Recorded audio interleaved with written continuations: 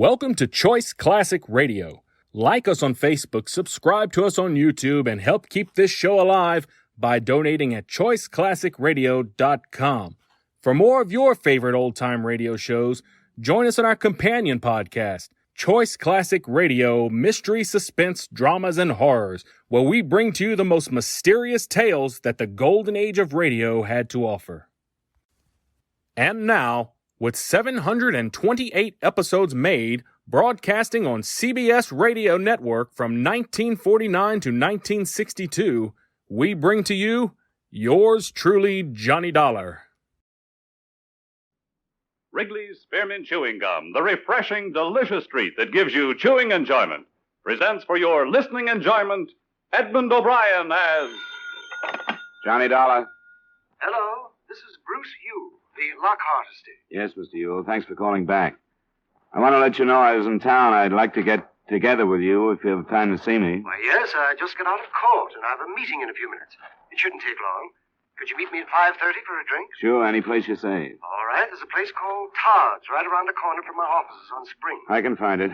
This is quite a mix-up, Mr. Yule. The Lockhart's being killed like that? Yes, it is. Are you any closer to learning which one died first? We are not. It was a matter of only a minute or so. Yeah, it's only a $200,000 question who lived those couple of minutes.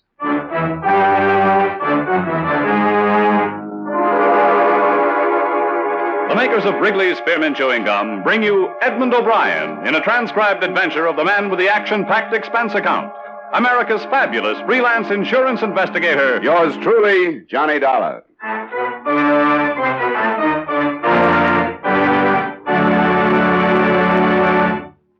For refreshment while you work, for enjoyment anytime, chew a stick of Wrigley's Spearmint Gum. The delicious, long-lasting, real mint flavor of Wrigley's Spearmint cools your mouth and freshens your taste. The good, smooth chewing helps keep you feeling fresh and alert.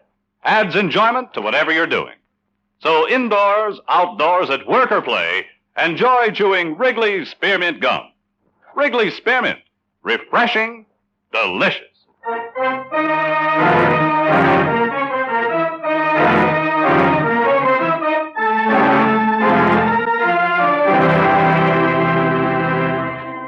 Expense account submitted by Special Investigator Johnny Dollar to Home Office, Washingtonian Life Insurance Company, Hartford, Connecticut. The following is an accounting of expenditures during my investigation of the Horace Lockhart matter. Expense account item 1, $8.90, fare and incidentals between Santa Barbara and Los Angeles. Your Los Angeles agent found that I was on a case in Montecito and saved you some $200 in fare from the East Coast to Los Angeles by bringing me down from Santa Barbara. At 5:30 that same afternoon, I met Mr. Bruce Yule, attorney for the Lockhart estate. You lead off, Mr. Dollar. I'll answer any question I can. So far, I know the bare facts. I tried to get some information from the police, but everybody told me to call some other office. You must have called the local authorities? Yeah, shouldn't I have? Mr. and Mrs. Lockhart were killed in county territory, so it's under the jurisdiction of the sheriff. I was way off then. I was almost up to the highway commissioner when I quit. Well, we have a fairly complicated system here. The Lockharts were killed on the Coast Highway, north of Malibu. They were returning from a visit to Santa Barbara when their car was either forced off the road or went out of control. Crashed through a guard fence and over a bank. What time of night was it? It was about 2 a.m. Now, the actual report was phoned in by the operator of an all-night garage on the highway. But the man was notified by a young woman. She said she had seen the accident happen, had stopped, and gone down to look at the car. But that's where our information stops. Yeah. Am I right that she did tell somebody that one of the Lockharts was still alive then, but that she didn't say which one? Well, that's correct. That's what she told the garage operator. His name is Gallagher. And the whole thing hangs on this girl. What's been done to locate her? Well, we put ads in the classified sections of all the papers. It happened only night before last. I'm certain she'll call in before long. I hope so. How often do you look at the classified section, Mr. Yule? Well, certainly we can hope that she has friends she's talked to about the accident. And even if she doesn't see it, why, somebody will and tell her about it. The man in the garage. You said his name was Gallagher? Yes, Patrick. Thanks very much, Mr. Yule. I think I'll rent a car and go out and see him.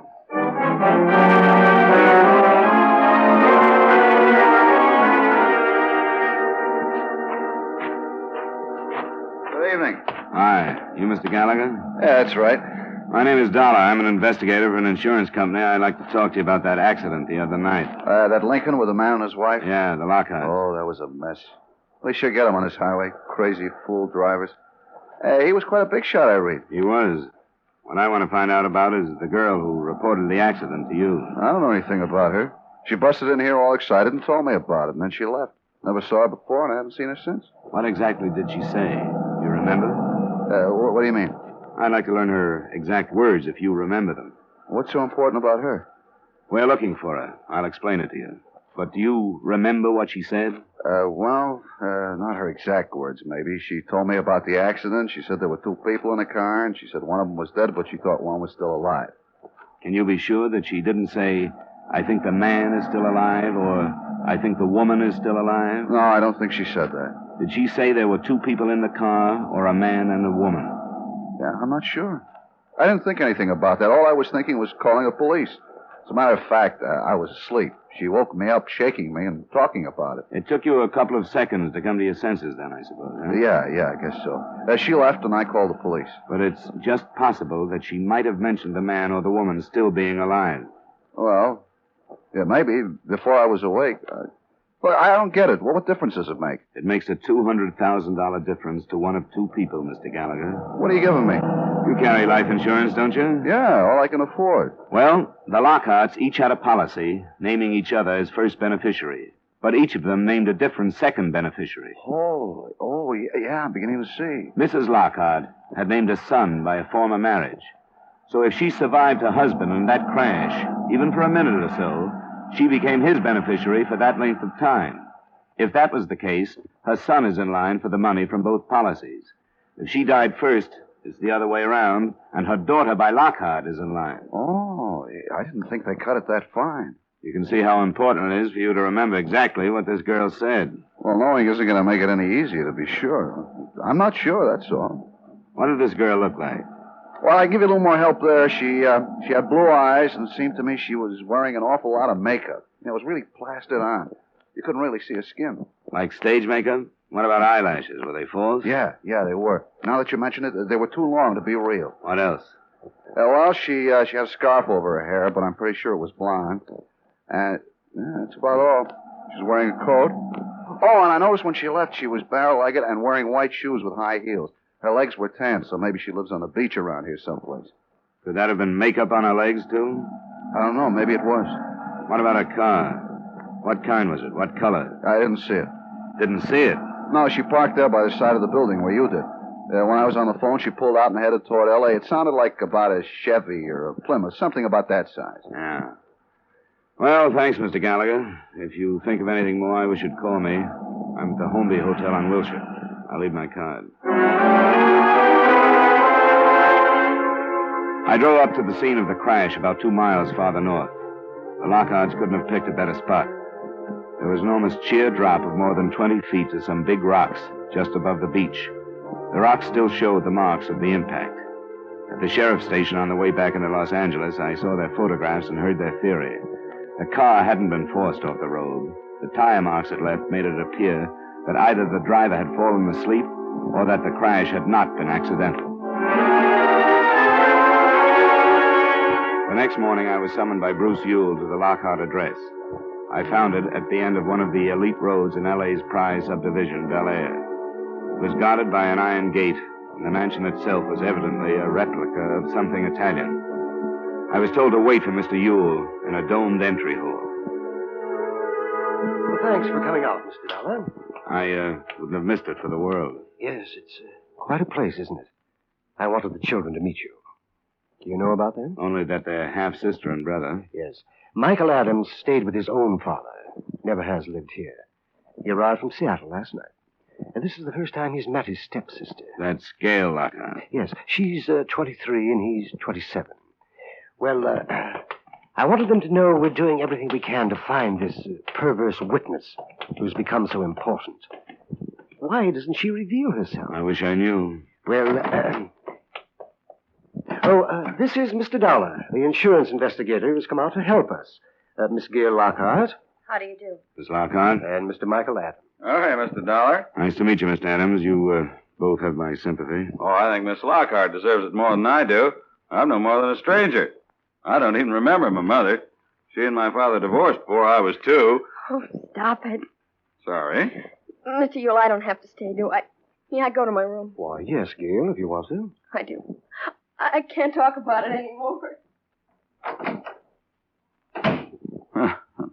Sorry, but I feel like I should explain my place in this. I know I don't belong. It's all right, Mr. Adams. Gail is terribly upset. She was in Santa Barbara with her parents that night. She was supposed to drive back with them. They'd been drinking heavily, and she begged them to stay over.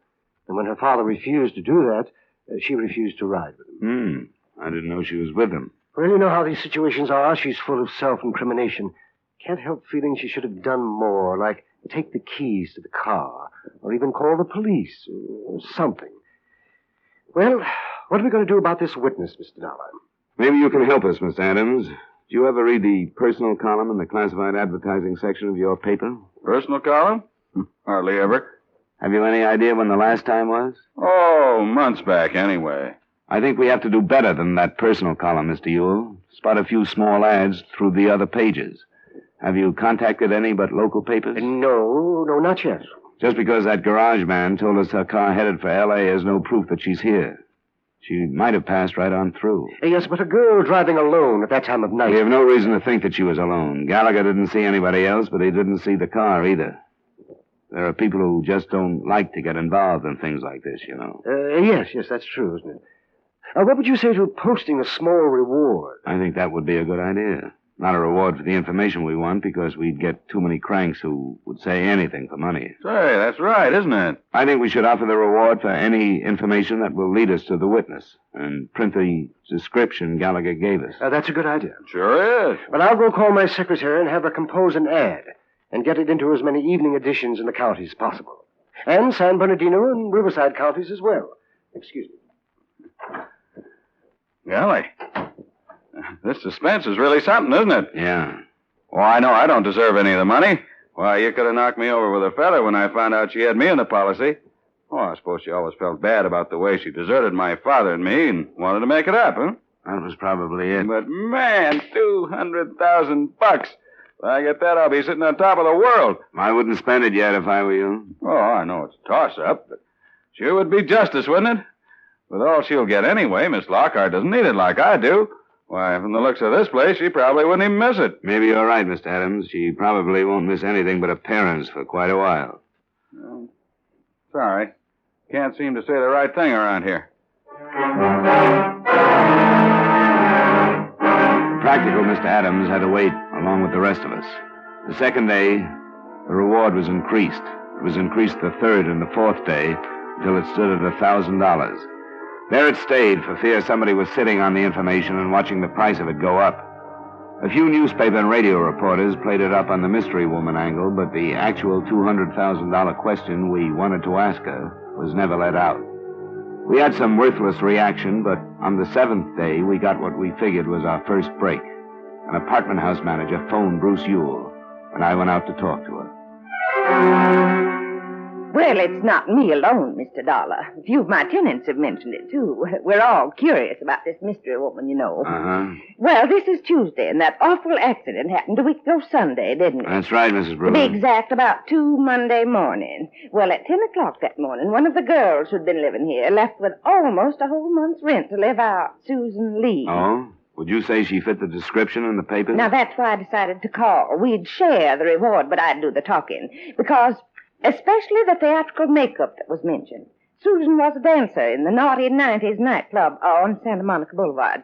A specialty dancer, as she put it. Did she own a car? That was another thing. The ad mentioned a Chevy or a Plymouth. She had a Plymouth. This is very interesting, Mrs. Brugger. Did she say where she was going? Well, she said she'd found a better job in another town, but when I asked her where, she changed the subject. She was hiding something. Made no arrangements for mail? Well, I asked her about that, too, and she said she'd come back and pick it up as soon as she could. I think she was in trouble. Has any mail come? Well, nothing much. A couple of bills.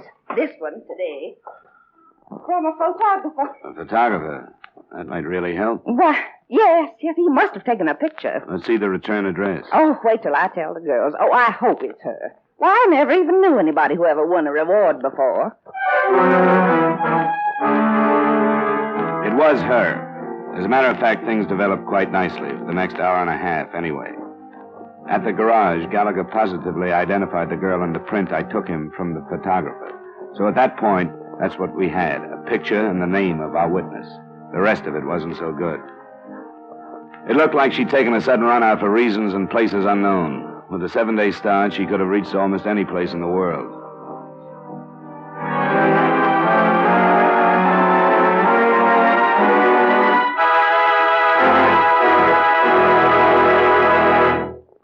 For refreshment while you work, for enjoyment anytime, chew a stick of Wrigley's Spearmint Gum. When your mouth feels dry, when you're warm or tired, Wrigley's Spearmint is really refreshing. The lively, full-bodied, real mint flavor cools your mouth, moistens your throat, freshens your taste.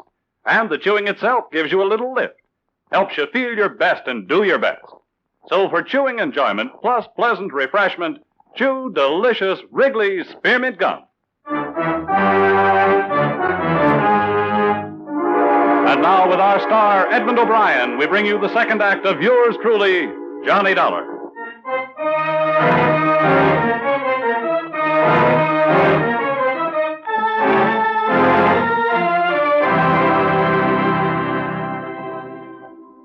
I suppose it's progress of a kind, but it doesn't help us very much, does it? No, not yet, Mr. Yule, but it's more than we've had. One thing I'd like to suggest. Yes? I think we should leave the reward ads running just as they are.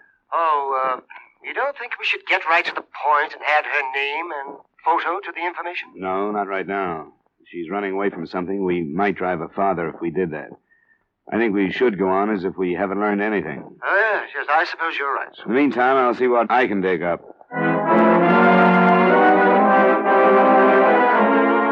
The Santa Monica Boulevard Club where Susan Lee had worked was open, but almost empty at 3 that afternoon when I went in. Just the bar was in operation, but a series of larger-than-life-size posters on the wall promised entertainment nightly by outstanding personalities of the dance. I found the manager in his office. What was the name again? Dollar, the bartender, told me where I might find you, Mr. Cobley. I'd like to talk to you about a girl named Susan Lee. Well, what about it? Come on in, come on. I can spare a few minutes. Thanks. You a cop of some kind? Private one. Why? You expecting some? No, not especially.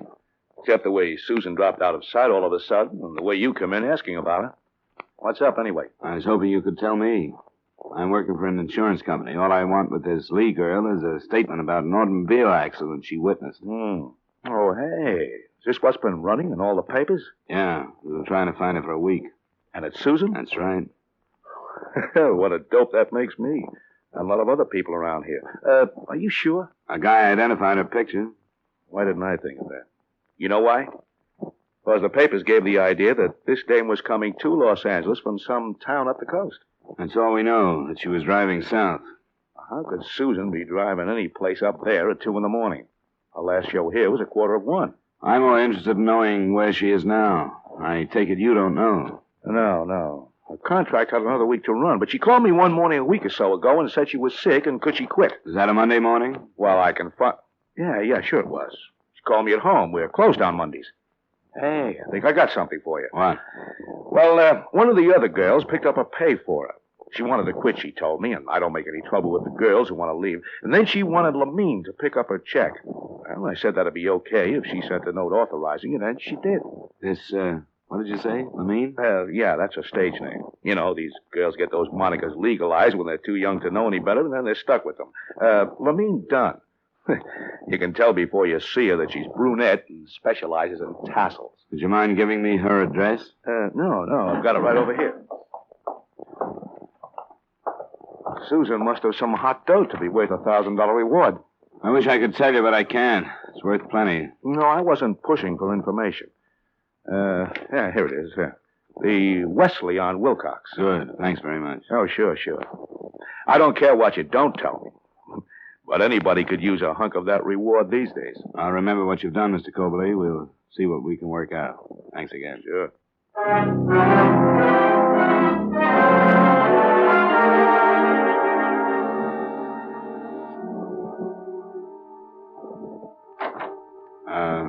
Are you Miss Dunn? Yeah?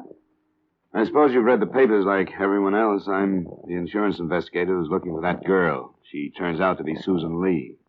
Oh, well, come on in. What have I been sitting on, anyway? You know what we want her for. Because she saw that wreck. But don't you know what could have happened that made her leave town like she did? No, don't you? Well, I know there was... Look, I'm going to sound like a pretty lousy sort of friend, I suppose, but I only met her when she booked into the club. We happened to get along, that's all. I don't think that's the kind of friendship where you find that greater love hath no man stuff. Besides, she didn't trust me enough to tell me everything. Everything about what? Why don't you sit down? Thanks. I promised her I wouldn't say anything, and I haven't.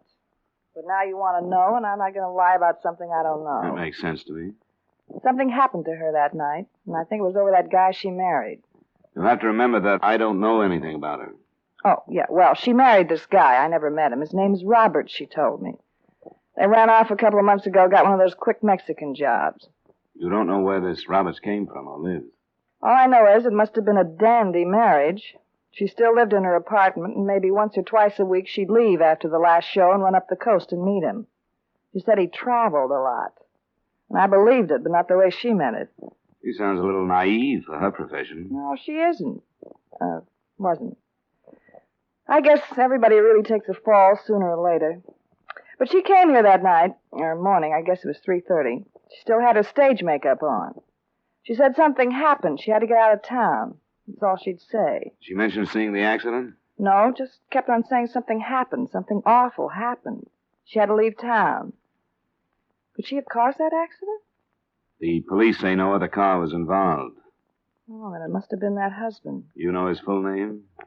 Yeah, it was Phil. I heard her say that. Philip Roberts. Probably a common name, but we'll get on it. You talked to her the next day, you know, about a paycheck? Yeah, she phoned me, and she told Mr. Cobley she was sick because she didn't want him to ask questions about why she was leaving. So I went down and got her check. I met her in a drive-in joint on Santa Monica, and the same thing, and making me promise not to tell anybody. You have any idea where she might have gone? Yeah, I have. Where? Once a week, every Sunday, Susan used to get flowers. She used to say they were from some masher in San Diego. She'd tear up the card and let the flowers dry up on her dressing table. The bouquet came that Sunday night, and she didn't even unwrap it. It was one of those what's the future nights for me. I was figuring how many years I had left in the racket, wondering what had made me go wrong with the way I spent all the time I'd been in it. Well, I was real gone. When Susan left, I took her flowers and brought them home, and I read the card. It said, as usual, if you ever need me. That's where she's gone. Do you know, or are you guessing? Both, I guess. I met one like that when I was Susan's age. That's where I should have gone. Maybe she did. I still got the card with the name of the florist on it.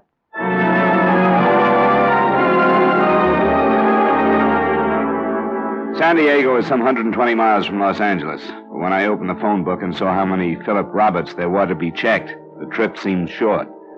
I didn't get there in time that night, but the next morning I located the florist. He had no trouble remembering the man who so faithfully sent flowers on Sunday. At noon that day, I found Robert's house. I recognized the girl who opened the door to me. Yes? Susan Lee? No, she isn't here. Wait a minute. No, leave me alone. Go away. Get your foot out. I didn't know. I didn't have anything to do with it. I didn't know. Let me in, Miss Lee. You don't have to be afraid. All I want to ask you about is the accident you saw last Sunday night. No, you're lying. Let me in. You're lying. I read about your reward in the papers. You tried to trick me. How did you find me? I had to find you. I didn't do it. I didn't have anything to do with it, no matter what she says.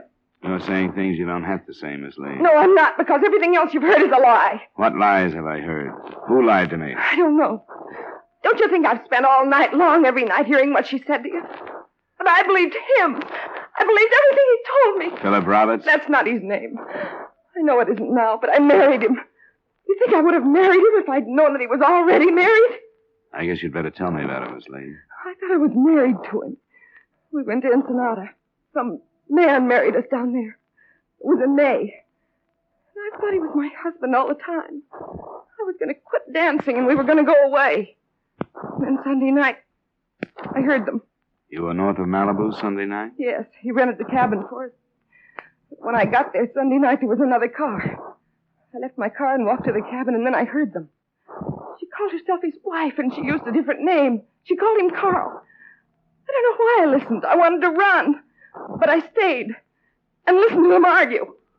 And found out that I wasn't married to him at all because she was his wife. You don't have to tell me this. Yes, I do. You have to know the truth. I heard her say she'd kill him. And then I left and started to walk toward the highway. And I'd gotten almost to it when I heard the shots. I wasn't near the cabin. I was almost to my car. Miss Lee. When I heard them, I thought I was running away because she'd shot him over me. Where is this cabin? It's about 3. You know where it is. You've been there. You found him. As far as I know, no one has been there. I haven't heard anything about a shooting north of Malibu. You're lying. No, I'm not. But we'll have to phone the police to check the story. You're lying. You're still trying to trick me, but you can't. Stop it. You're lying because you believed her. Let go of me. Let go. I didn't do it. I was running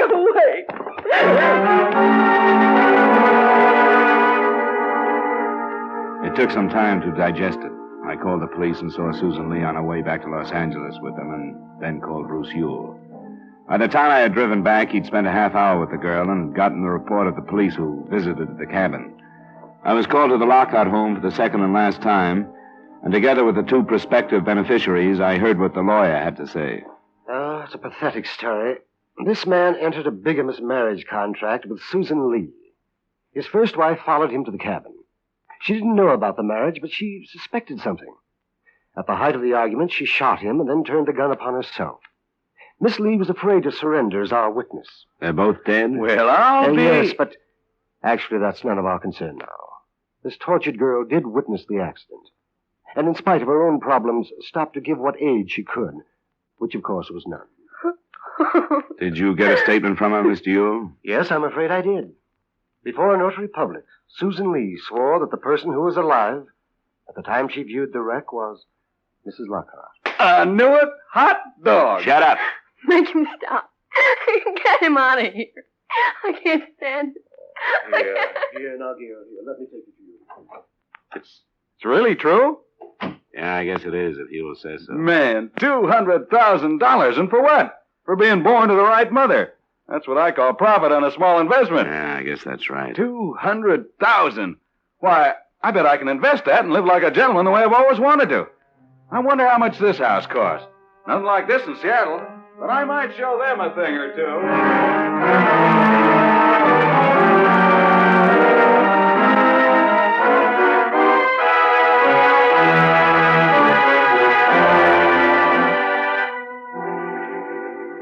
Expense account item 2, $356.50 miscellaneous in Los Angeles. Item 3, $218.45 transportation back to Hartford. Expense account total, $583.85. Remarks? As far as I'm concerned, the money went to the wrong beneficiary. Yours truly, Johnny Dollar.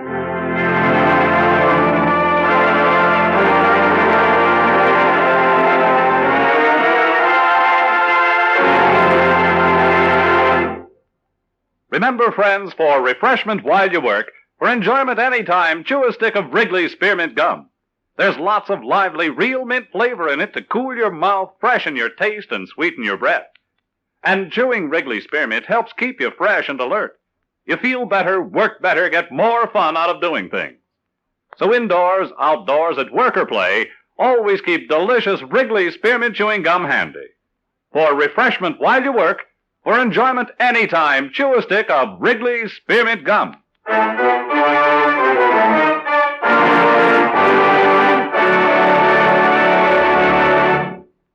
Yours truly, Johnny Dollar, brought to you by Wrigley's Spearmint Gum, stars Edmund O'Brien in the title role, and is written by Gil Dowd, with music by Eddie Dunstetter.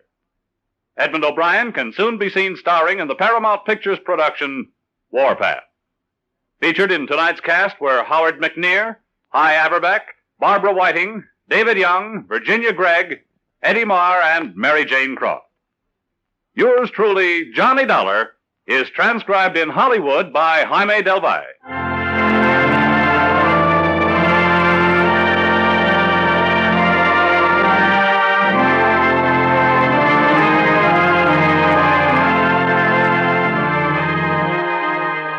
The makers of Wrigley Spearmint Chewing Gum hope you've enjoyed tonight's story of Johnny Dollar and that you're enjoying delicious Wrigley Spearmint Chewing Gum every day.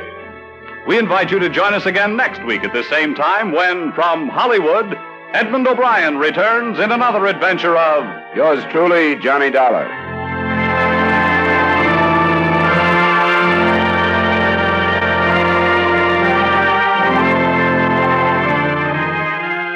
Bob Stevenson speaking. This is the CBS Radio Network.